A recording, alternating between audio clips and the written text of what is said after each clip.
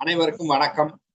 இன்றைக்கான கேள்வி என்ன அப்படின்னு பார்க்கும்போது, விருப்புதான் வெறுப்புக்கு மூல காரணமாக இருக்கிறது என்று தெரிந்தும், வெறுப்பினால் வேதனைப்பட்டு கஷ்டப்பட்டு மீண்டும் மீண்டும் அதை அனுபவித்த பின்பும், அது விருப்புதான் மூல காரணம் என்று தெரிந்த பின்னும் மீண்டும் மீண்டும் விருப்பிலே போய் விழுவதற்கு காரணம் என்ன அப்படிங்கிறதுதான் இன்றைக்கான கேள்வி.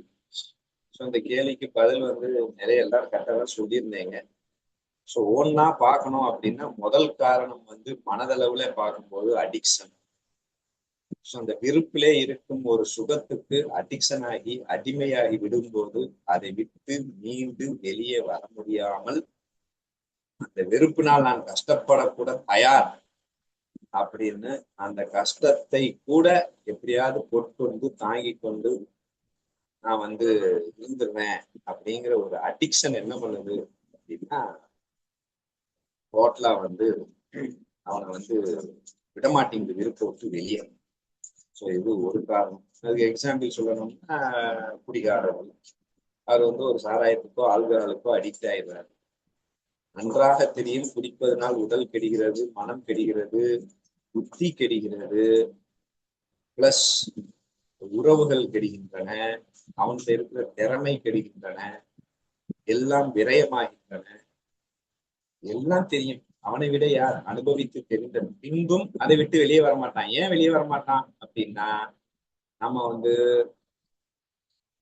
அந்த சுகம் அதுல இருக்கிற அந்த சுகத்துக்கு அடிக்ட் ஆயிட்டாங்க.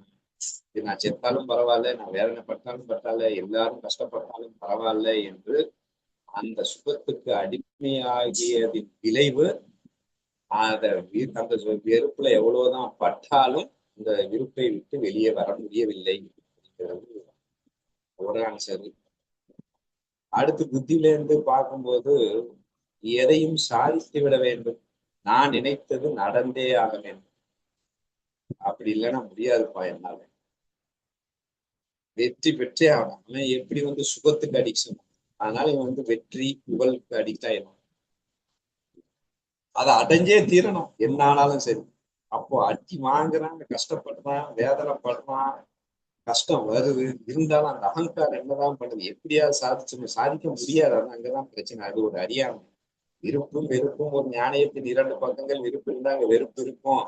இல்ல, நான் எப்படியாவது இந்த விருப்பை அந்த அபிமானம் சொல்லுகின்ற அந்த அகங்காரம் சொல்லுகின்ற அந்த புத்தியில இருக்கிற அடிக்ஷன் என்ன பண்ணுது, நான் எப்படியா நான் சாதிச்சிருவேன், அது எப்படி என்னால் சாதிக்காமல் இருக்க முடியும் அப்படின்னு ஒரு ஃபீல் அந்த புத்தியில இருக்கிற அகங்காரம் அவனை உந்தி தள்ளி கொண்டு அவன் பட்ட அடிகளை மறக்க செய்து எப்படியாவது சாதிக்க வேண்டும் என்கின்ற துடிப்பு கடைசி வரைக்கும் போராடி போராடி வீழ்ந்து விடுகின்றான்.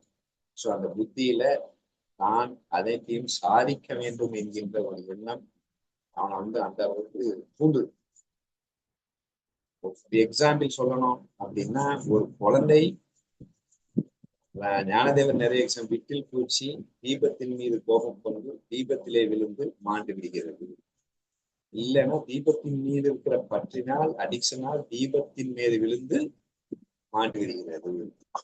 ஒரு சிறு குழந்தை இருக்கு, அது தீபத்தை நோக்கி தவறு தவறு செல்லுகிறது. தெரியாமல் அந்த தீபத்தின் கைவிட்டு விட்டது. டக்குன்னு கையெழுத்து மீண்டும் எத்தனை முறை அந்த தீபத்தின் பக்கம் போனாலே அந்த குழந்தை போகவே போகாது. ஏன்னா ஒரு தடவை அடிபட்டோம், அந்த அடியை உணர்ந்தோம், அந்த அடியை அனுபவித்தோம், அதன் விளைவாக அது அங்க போகல.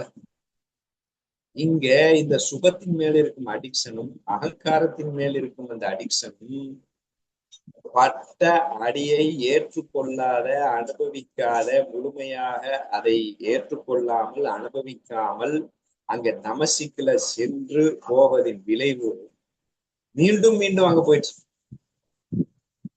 இது மூணாவது ரீசன். இப்போ மூணாவது ரீசன் என்ன, அடிபட்டோம் இல்லையா, அனுபவி ராஜா அனுபவி படுமனமே படு பட்னத்தா சொன்ன மாதிரி அது பட்டு அனுபவித்தாதான் அங்க தமசி போயிடக்கூடாது, டைவெர்ட் ஆயிடக்கூடாது, அதுல ஈக்குவலை மறைச்சிடக்கூடாது, அதை ஏற்றுக்கொள்ளாமல் தள்ளிவிடக்கூடாது.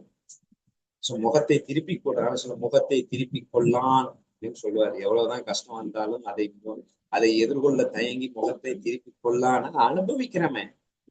சோ அது முழுமையாக உள்வாங்கி அனுபவிக்கும் போது எப்படி அந்த குழந்தை அனுபவித்த பிறகு மீண்டும் அந்த நெருப்பை கண்டாலே ஓடுமோ, அது ஆட்டோமேட்டிக்கா அங்கே சிக்குது. அதன் விளைவாகவும் நம்மால் அங்க விருப்பிலேயே இருக்க வேண்டியது இருக்கு. 4வது ரீசன், மேஜர் ரீசன் மறதி. மறதி இருக்கு இல்லையா? மறதி 2 வகை. ஒண்ணு, தமசிக்குல இருக்கிற மறதி என்ன பண்ணும் அப்படின்னா, ஏற்கனவே அனுபவித்ததையே மறந்து விடுகிறது. இந்த 10 வைத்ததுனால ஒரு கஷ்டப்பட்டோம். ஒரே ஆள்கிட்ட வேற வேற ஆள்கிட்ட வேற வேற விஷயம்லாம் இல்லை. அது எந்த அளவுக்கு தமசிக்கு, மகன்கிட்டையோ மகள்கிட்டையோ மனைவிட்டையோ புருஷன்ட்டையோ ஒன்றை விரும்பி எதிர்பார்த்து அடிபட்டு நொந்து நூலாகி, மீண்டும் விரும்பி எதிர்பார்த்து அடிபட்டு நொந்து நூலாகி, அடிபட்டு நொந்து நூலானதை அப்படியே மறந்து விடுது. ஒரு தமசி குணம் மறதி அப்படின்னு. சோ அது மறந்து விடுவதன் விளைவு அப்படியே தமசிக்குல என்னடா நேத்தான அடி வாங்கணும், காலையில தான் அடி வாங்கணும், மறுபடியும் ஈவினிங் அடி வாங்குவான். ஒரு விருப்பத்தின் மீது எதிர்பார்த்துட்டு அது நடக்கலை அப்படின்னு சொல்லிட்டு ஏமாத்ததுனால வெறுப்புல போய் இவன்கிட்ட போய் எதிர்பார்த்தோமே அப்படின்ட்டு, இவன்கிட்ட போய் இதை சொன்னோமே அப்படின்னு சொல்லிட்டு, அதுவும் நெருங்கிய உறவு விட்டு அடிக்கடி. ஏன்னா அந்த பட்ட அடியை அனுபவிக்கல. ஒண்ணு, 2வது அதை எடுத்துக்கொள்ள. சோ அதனால என்ன பண்றாங்க, அந்த வெறுப்பு, அந்த அகங்காரம் என்ன பண்ணுதுன்னா, மீண்டும் மீண்டும் மீண்டும் மீண்டும் அவர்களை அதுலயே உட்கார வைக்குது. சோ அந்த மறதி ஒன்று அந்த வெறுப்பையே, வெறுப்பினால் வாங்கிய அடியே மறந்து விடுகிறது. 2வது வகை, அந்த விரும்பியதை பார்த்தவுடன் அது மறந்துடும். அது வரைக்கும் ஞாபகம் இருக்கும். பட்ட அடியெல்லாம் ஒயின் ஷாப் போற வரைக்கும் எல்லாம் ஞாபகம் இருக்கும். ஆகா, நம்ம சாப்பிடக்கூடாது, தப்பு, சத்தியம் பண்ணியிருக்கோம், உடம்பு போது, நேற்று வேலை போச்சு, எல்லாம் போச்சு, ஆகா இந்த சனியனே வேண்டாம் அப்படின்னு நினைத்து கொண்டுதான் இருப்பான்.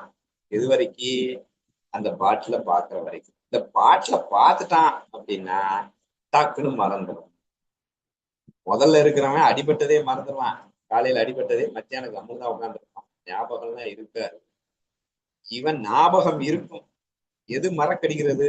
அந்த சுகம், விருப்பு, அடிக்ஷன் என்ன பண்ணும்னா, அது உள்ள வந்தவன டோட்டலா இதை மறந்து செய்கிறது. சோ மறதி மிகப்பெரிய மூல காரணமாகிறது.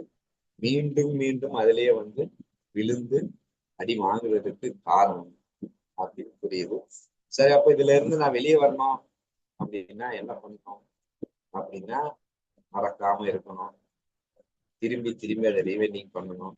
இல்ல அந்த அடிக்ஷனை அதனால கஷ்டமா படுறேன் அப்படிங்கிறத புரியணும். பொதுவாவே ஞானதேவர் ஒரு எக்ஸாம்பிள் சொல்லுவார் இல்லையா, அந்த எக்ஸாம்பிள் சரியா புரியணும்.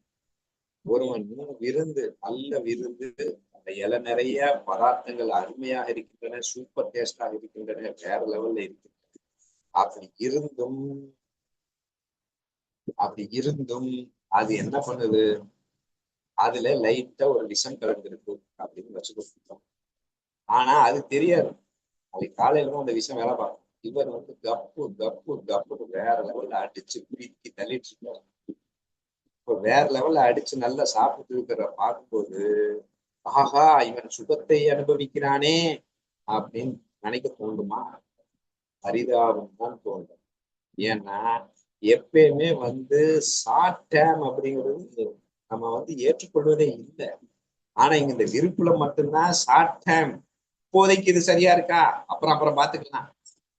என்ன ஒரு அலட்சியம், அசால்ட்டு, கேர்லெஸ்னஸ். காலையில பாத்துக்கலாம்டா, இது விஷம் கலந்த என்ன, அது காலையில பாத்துக்கலாம். விஷத்தை எப்படி முடிக்கிறது, விஷத்துல இருந்து எப்படி அனுபவிக்கிறது, எப்படி சாகாம இருக்கிறது, செத்தா எப்படி மேல போறதுன்னு அது காலையில பாத்துக்கலாம். இப்போதைக்கு நம்ம அடிப்போம்டா அப்படின்னு அடிச்சா எந்த அளவுக்கு அறியாமையோ அந்த அளவுக்கு ஒரு அறியாமை என்பதை இது புரிந்து கொள்ள வேண்டும். சுகம் சுகம் போர்வை, புலி மான் தோலை போற்றி கொண்டு ஏமாற்றுவது போல் துக்கம் சுகம் என்றும் போர்வையை போட்டுக்கொண்டு இவர்களை ஏமாற்றிக் கொண்டிருக்கிறது அப்படின்னு ஞானதேவர் சொல்றாரு. சோ அப்ப அந்த சுகம் அப்படின்னு வரும்போது பின் விளைவுகளை யோசிக்கணும். லாங் டேமா யோசிக்கணும். ஷார்ட் டேமே இன்னைக்கு இன்னைக்கு இன்னைக்குன்னு யோசிச்சா இருக்கிறோம். நிரந்தரமாக அது சுகமாக இருக்க வேண்டும். இப்போதைக்கு சுகமா இருக்கும், பின்பு அது கஷ்டமாக இருக்கும்னா இப்ப என்ன அர்த்தம்? ஸோ நம்ம பெர்மனண்ட்டை நோக்கி தானே போகணும். ஸோ அதனால அவன் சாப்பிட்றத வந்து நம்ம ரெகனைஸ் பண்றது இல்லை. ஸோ அதனால வந்து பெர்மனண்டா நான் சுகமாக இருக்க வேண்டும் என்றால் அந்த விருப்பை எடுத்து சரியாக அந்த விருப்பு வெறுப்பு இல்லை, அதுவும் விருப்பு வெறுப்பு இல்லாமல் அனுபவிக்கப்படும் சுகம்தான் உண்மையிலே சுகம். அஞ்சாவது பாயிண்ட், இந்த அறியாமை விருப்பிலே அனுபவிக்கப்படுவது மரக்கட்ட புலன்கள் வேலை செய்யாது. இந்த புரோட்டா எக்ஸாம்பிள் மாதிரி, சோ மின்னல் வெளிச்சம் மாதிரி, அதனால ஒரு பிரயோஜனம் இல்லை. வெறுப்பிலே இருந்த வெறுமை நீங்குகிறது, அதை விருப்பு என்கின்ற சுகமாக கற்பனை செய்து கொள்கின்றான். அந்த சுகம் என்பது இல்லை. வெயில நல்லா காய வச்சுட்டோம், ஏசி ரூமுக்குள்ள வரும்போது அப்படியே பயங்கர சுகமாக தெரிகிறது. காய்ந்தது வெயிலே காய்ந்தது திரிகிறது, அது சுகமாக தெரிகிறது. அதே ஊட்டியில இருக்கிறவன் ஏசி ரூமுக்குள்ள போனா ஏதாவது தெரியுமா? தெரியாது. அப்ப துக்க நிவர்த்தியை தான் இவன் சுகம் என்று நினைக்கின்றான். விருப்பில இருக்கிறவன் உண்மையில அவன் சுகத்தை அனுபவிக்கிறது இல்லை. அப்ப சுகம் என்பது விருப்பு வெறுப்பு இல்லாமல் பூர்ணத்தில் அன்பிலே இருக்கிறது என்பதை புரிந்து கொண்டு அந்த பூரண சுகத்தை ஒரு முறை அனுபவித்து விட்டால் இது மரக்கட்டை, இதுல ஒன்றுமே இல்லை, இது துக்க நிவர்த்தி, அது டெம்பரரி, கொஞ்ச செகண்ட்ல காலி ஆயிரும் அப்படிங்கிறத புரிஞ்சு அது நிறைய சைடு எஃபெக்ட்ங்கிறது தெரிஞ்சு தெளிவாக இருந்தோம், நம்ம இதை விட்டு வெளியே வந்துடலாம். ஸோ இதுதான் என்னுடைய ஆன்சர்.